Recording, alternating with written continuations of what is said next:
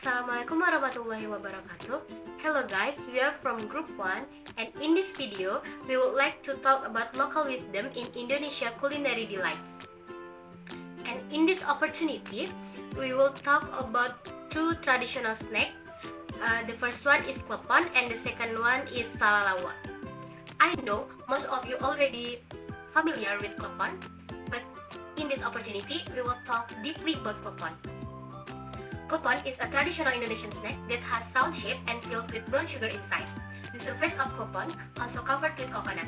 Klepon is a favorite snack by many people because of their unique sensation.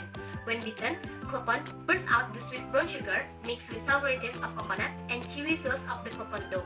Klepon originated by green colors, but now a lot of people start to make new innovation by making another color and new variants of klepon. Klepon is originated from Java. In Java, klepon has meaning kanti lelaku pasti ono, or everyone who tries will definitely find a way out. In other country and regions, sometimes klepon has localized name. In Minang, people used to call klepon as onde-onde, and in Malaysia, they used to refer klepon as buah Melaka. History of klepon starts in 12th century during the time of the Majapahit Empire, where it was known as ronde and made with different ingredients, including sweet potato and banana. So basically, ronde is klepon, but it has no filling, no brown sugar filling, and biasanya disajikan dengan wedang. Over time, it has become a beloved dessert across Indonesia and has been exported to other countries. Klepon is brought by Indonesian immigrants across the world. In the 1950s, klepon was introduced in the Netherlands by Indonesian immigrants, and now we can see klepon being sold in Netherlands, Chinese, and Malaysian restaurants. Because of the history of klepon, become of important Indonesian culture until now. Klepon is often served during religious event and cultural event. The green color of klepon is got from pandan leaves that symbolize life, welfare, and fertility, and reflecting cultural values that associated with klepon. The round shape of klepon is also significant, symbolizing the metaphor of life, which sometimes rolls forwards, backwards, and upwards. But one should keep moving forward. Now klepon is not just a sweet treat, but becoming one of cultural value and reflection of life journey of most Indonesian people. Oke, selanjutnya in Indonesian culture, klepon itu diasosiasikan dengan konsep dari gotong royong, which means that we need cooperation and working together dari pembuatan klepon. Dari pembuatan klepon ini kita membutuhkan orang yang making the dough, person who add the brown sugar and round it up, and we need a person who boiled the klepon and sprinkle it with the coconut. So this is reflect atau merefleksikan bahwa pentingnya peranan dari komunitas di dalam Indonesian society. So next, di samping local wisdom yang dapat kita ambil dari proses pembuatannya, di tiap-tiap proses itu mempunyai nilai-nilai masing-masing. Oke, di dalam pembulatan klepon itu kita tidak akan mendapatkan klepon yang bulat sempurna di dalam keseluruhannya. Jadi it did the same way in our life. Tidak ada kehidupan yang perfect, yang sempurna itu. Pasti there are imperfection in our life.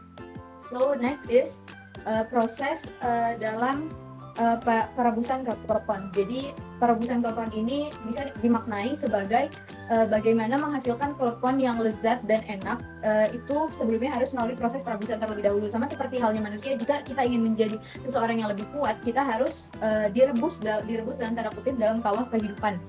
Diuji dengan berbagai macam cobaan dan ujian, dan jika kita bisa sabar, tidak dalam tanda kutip meledak seperti halnya klepon yang bocor, itu kita akan menjadi seseorang yang lebih tangguh. Jadi kunci atau local wisdom yang bisa kita ambil dari proses perebusan ini adalah sabar. Oke, klepon ini juga menggambarkan bagaimana diversity atau bervariasinya kultur yang ada di Indonesia.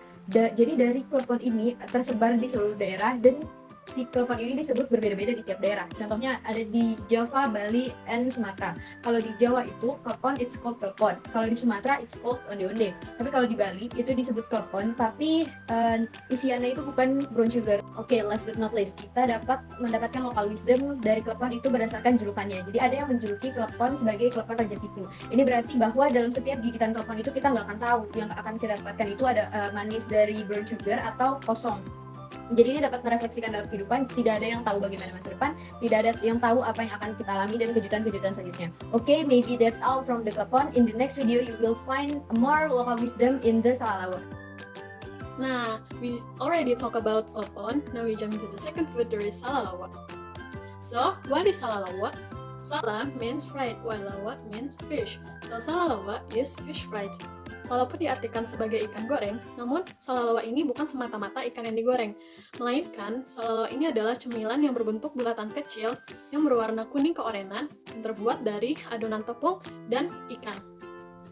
Nah, salalawa ini berasal dari kota Pariaman, Sumatera Barat.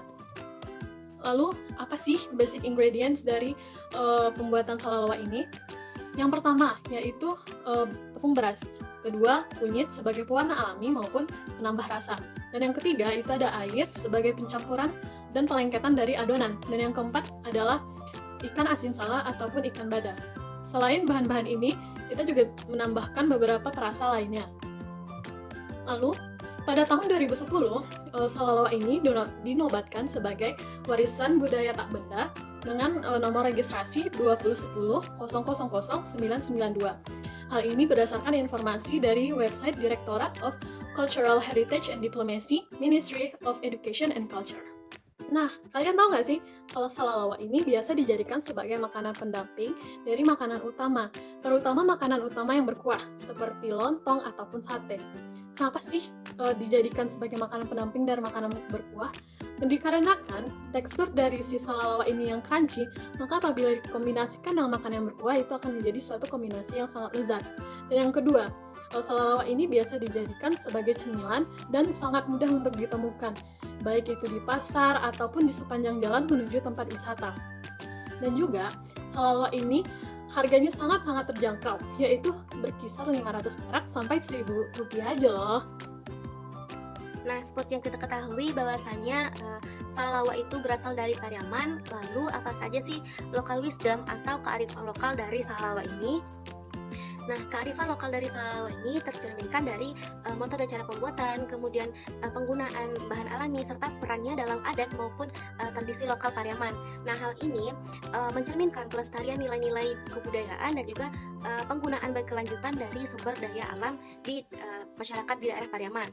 Dan kemudian makanan khas ini atau kudapan khas ini merupakan menjadi bagian penting dalam warisan kuliner di daerah Pariaman, Sumatera Barat.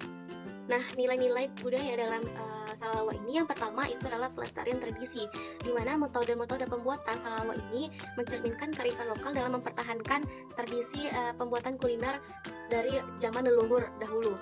Nah, ini menunjukkan kepedulian masyarakat terhadap pelestarian warisan dan nilai-nilai tradisional dalam masyarakat lokal. Nah, yang kedua itu adalah penggunaan bahan lokal, di mana kita mengetahui bahwa daerah Pariaman merupakan daerah pesisir dan kebanyakan dari masyarakat di sana bekerja menjadi nelayan.